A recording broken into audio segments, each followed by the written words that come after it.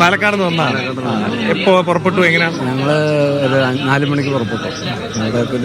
ഇനിയിപ്പോ എത്തുന്ന സമയം ഇവിടെ 1 മണിക്ക് എത്തുന്ന പറഞ്ഞല്ലേ. പാലക്കാട് വരുമ്പോൾ മലമ്പുഴ ഭാഗത്താണോ? മലമ്പുഴ. നിങ്ങളുടെ ഏറെക്കാലം നിങ്ങളുടെ MLA ആയിരുന്നു. അതെ, പിന്നെ തീർച്ചയായിട്ടും ഞങ്ങളുടെ മെയിൻ. എന്താണ് അദ്ദേഹത്തെ കുറിച്ചുള്ള ഓർമ്മകൾ? എന്താണ് ഓർമ്മകൾ? പറയാൻ പറ്റാത്ത ഓർമ്മകളാണ്, ഒന്നോ രണ്ടല്ല.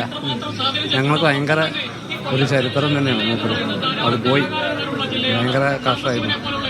വലിയ നഷ്ടമാണ്. വലിയ നഷ്ടം ഞങ്ങൾക്ക് പറഞ്ഞാൽ വലിയ നഷ്ടങ്ങളാണ്. അത് പറയാൻ അത്രത്തോളം ഉണ്ട്. വിഷമമാണ് ശരിക്കും. അത്രത്തോളം അവസാനം കണ്ടിട്ടേ പോളൂ എന്ന് കരുതിയാണ് നേരത്തെ തന്നെ വന്നത് അല്ലേ? അതെ, അവസാനം ഇവിടെ 1 മണിക്ക് എത്തുന്ന പറഞ്ഞത്. എത്ര മണിയായാലും ഞങ്ങൾ കണ്ടിട്ടേ പോകും. 4 മണിയെങ്കിലും കഴിയുമെന്നാണ് ഇപ്പൊ കരുതുന്നത്. ഇപ്പം 4 മണി കഴിയുന്ന പറഞ്ഞു. അതെന്തായാലും കണ്ടിട്ട് ഞങ്ങൾ പോകുന്നുള്ളൂ. ചേട്ടാ, എങ്ങനെയാണ് സഖാവിനെ ഓർക്കുന്നത്? ഞാൻ വർഷങ്ങളായിട്ട് സ്ഥാപനം കണ്ടുകൊണ്ടിരിക്കുന്ന ആളാണ്. ഞാൻ ഈ പ്രദേശത്തുകാരൻ തന്നെയാണ്.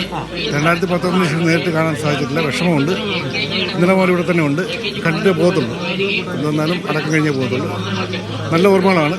എൻ്റെ മക്കൾ രണ്ടുപേരും VS-ൻ്റെ ആരാധകരാണ്. ഞാൻ VS-ൻ്റെ ആരാധകരാണ്. എൻ്റെ ഭാര്യ അടക്കം എല്ലാവരും ഉണ്ട്.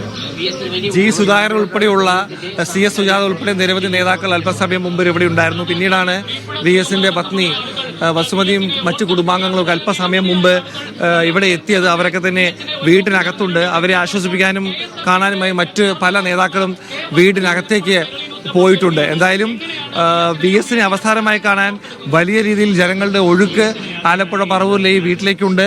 അത് പുലർച്ചെ ആവുന്നതുകൂടി നിർത്താതെ തുടരും. വലിയ രീതിയിലുള്ള തിരക്ക് തന്നെ ഇവിടെ പ്രതീക്ഷിക്കുന്നു.